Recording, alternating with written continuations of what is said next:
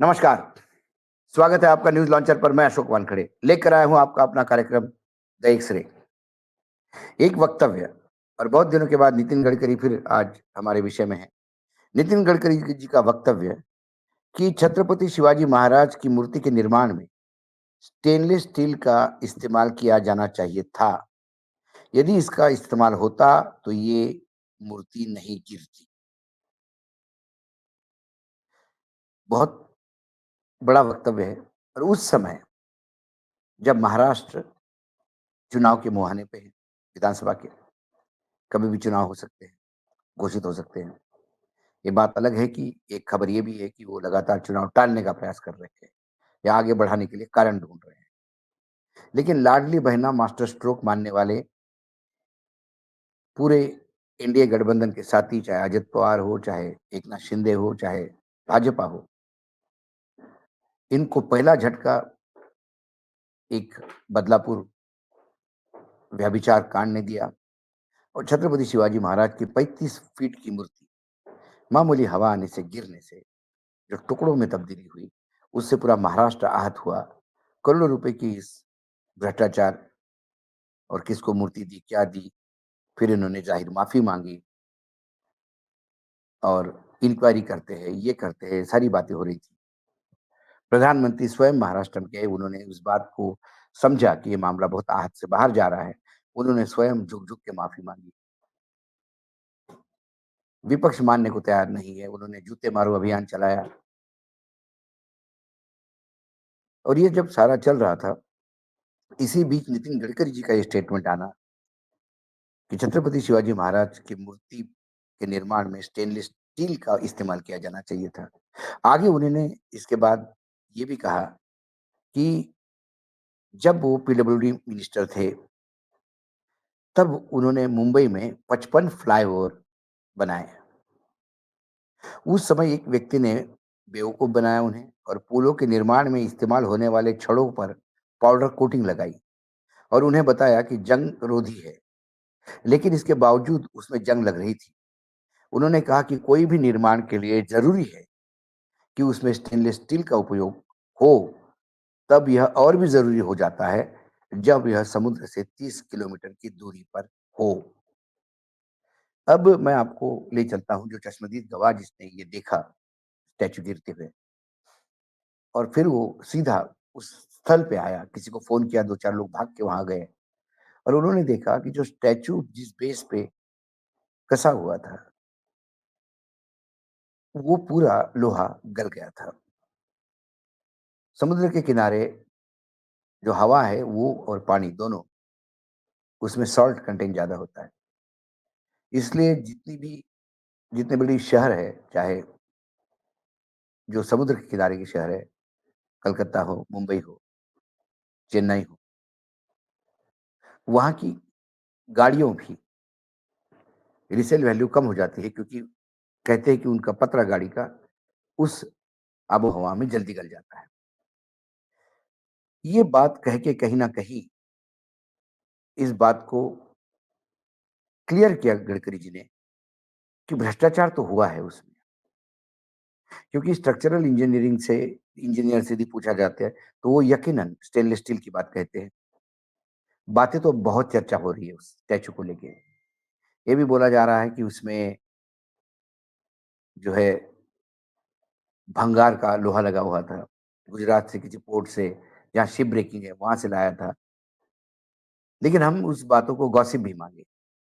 तो भी कुल मिलाकर नितिन गडकरी का ये जो वक्तव्य है, ये बहुत विपक्ष के हाथ में अच्छा टूल आ गया।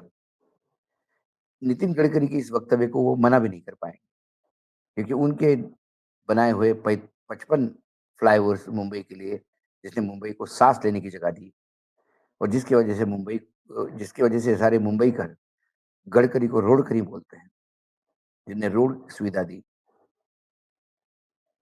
वहीं एक अथॉरिटी मान सकते हैं हम कि इस पे बोल सकते हैं और उन्होंने आज बोल के क्लियर किया कि गड़बड़ी तो हुई है। अब इस गड़बड़ी के लिए कौन है, क्या है इसमें, जब तक राजनीतिक दलों को मतलब राजनीतिक नेताओं का इसमें इन्वॉल्व नहीं होगा, इतनी बड़ी गलती कोई नहीं कर सकता। तो ये जो पैसा जो जो खीरा कटा है तो कितनों में बँटा है, ये भी सब लोग देखना चाहेंगे। लेकिन एक वक्तव्य यदि नितिन गडकरी का है तो दूसरा वक्तव्य वसुंधरा राजे का है। वसुंधरा राजे ने हाल ही में एक प्रोग्राम में भाषण देते हुए इस बात को कहा कि किसी के हाथ में पीतल की लौंग लग जाती है, तो वो अपने आप को जोहरी समझता है। और जब पीछे स्टेज पे मुड़ के वो बात कर रही थी, पीछे स्टेज पे मुख्यमंत्री शर्मा जी बैठे थे, भजन लाल शर्मा। क्या भजन लाल शर्मा शर्मा पे उन्होंने ये टॉन्ट कसा कसा था और खासकर भजन लाल के शपथ विधि के बाद वसुंधरा जी बीच-बीच में ऐसे बयान देके राजस्थान की राजनीति में हमेशा उबाल लाती रही है। और इसके पहले भी जब 3 अगस्त 2024 को बीजेपी के एक कार्यक्रम में उन्होंने कहा कि राजनीति का दूसरा नाम चढ़ाव-उतार है। हर इंसान को इस दौर से गुजरना पड़ता है और 3 चीज़ों पे ध्यान देने की ज़रूरत है। पद, कद और मद। पद, कद और मद। पद और मद स्थायी नहीं रह लेकिन कद स्थायी है, जो आपके काम से बनता है। आपके काम से ही लोग आपको याद करते हैं। पद का मद हो जाता है और कद अपने आप कम हो जाता है। ये उन्होंने उन लोगों के लिए कहा था कि जो दिल्ली के इशारे पे बड़े ऊँचे ओहदे पे बैठकर सीधा महारानी से टक्कर ले रहे हैं। 16 अगस्त 2024 को उदयपुर के जैन समाज के कार्यक्रम में उन्होंने कहा, "दिल तोड़ना भी हिंसा है। अब जियो और जीने दो के नारे की जगह जियो और जीने मत दो का नारा चल रहा है। जैसा बोओगे वैसा ही काटोगे।" ये उन्होंने दिल्ली की तरफ इशारा करते हुए कहा कि दिल्ली खुद जीना चाहती है, लेकिन वसुंधरा जी को जीने नहीं देना चाहती। लेकिन आगे उन्होंने कहा कि जो बोओगे वैसा ही काटोगे। लोकसभा के चुनाव के निर्णय जिस हिसाब से राजस्थान में आए, उसके ऊपर ये इंडिकेशन था। 3 अगस्त 3 सितंबर 2024 को वसुंधरा राजे ने यानी आज ही 1 दिन पहले जो उन्होंने कहा लौंग वाला बात, वो भी मुख्यमंत्री शर्मा की तरफ देखा। उसी सभा में उन्होंने एक बात और कही, उन्होंने माथुर जी के पक्ष में बोलते हुए कहा कि माथुर जी बड़े-बड़े पदों पे रहे, लेकिन उन्होंने कभी ज़मीन से पैर उठने नहीं दिए।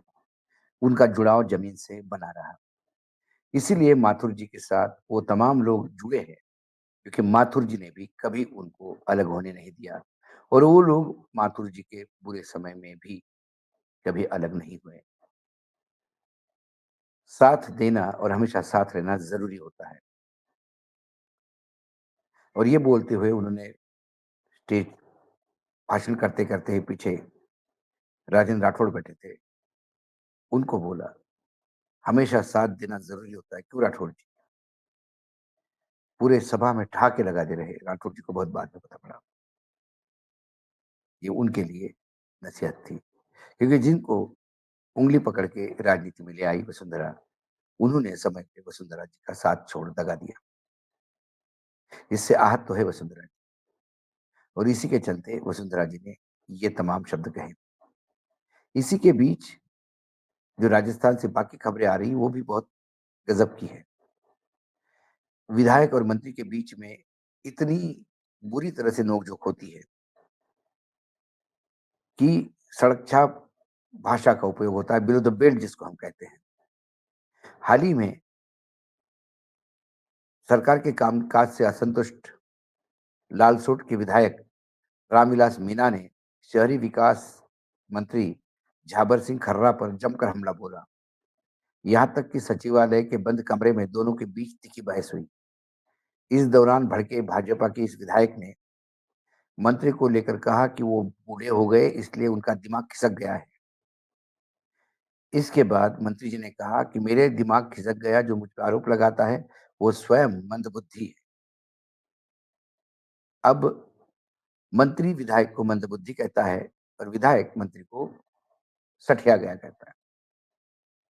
और ये बात जब बाहर लीक हुई, तो कहीं न कहीं लोगों में, कार्यकर्ताओं में भी ये चर्चा है कि अब ये आम बात होने लगी है। क्योंकि भजनलाल शर्मा के नियंत्रण में सरकार दिखाई नहीं देती। जो जिसका वजूद लोगों के बीच है, वो वसुंधरा घर बैठी है। लेकिन वसुंधरा जी भी चुप नहीं बैठी। वसुंधरा का लगातार ये वक्तव्य, जो 3-4 वक्तव्य मैंने बताए, ये वक्तव्य सीधे दिल्ली को आंखें दिखाती है। गडकरी जी का वक्तव्य भी दिल्ली के लाइन के विपरीत है। गडकरी तो पहले भी बोलते आए हैं, लेकिन वसुंधरा जी का दिल अब खुल गया, क्योंकि वो भी जानती है 280 पार के मायने क्या है, 300 पार के मायने क्या है और 240 पे अटकी हुई सरकार, उसके मायने क्या है। सरकार नेता के वजन से या नेता से बड़ी नहीं होती, वो विधायक और सांसदों के नंबर से बड़ी होती है। और दिल्ली कमजोर है, तो क्षेत्रीय क्षेत्र अब आवाज तो उठाएंगे। जब एक्सरे से मैं एक सेंटेंस को देखता हूं, तो मुझे नीचे बहुत सारा बवाल मचा हुआ भाजपा में दिखाई देता है। आज इतना ही, कल फिर आऊंगा किसी विषय के साथ। तब तक के लिए नमस्कार।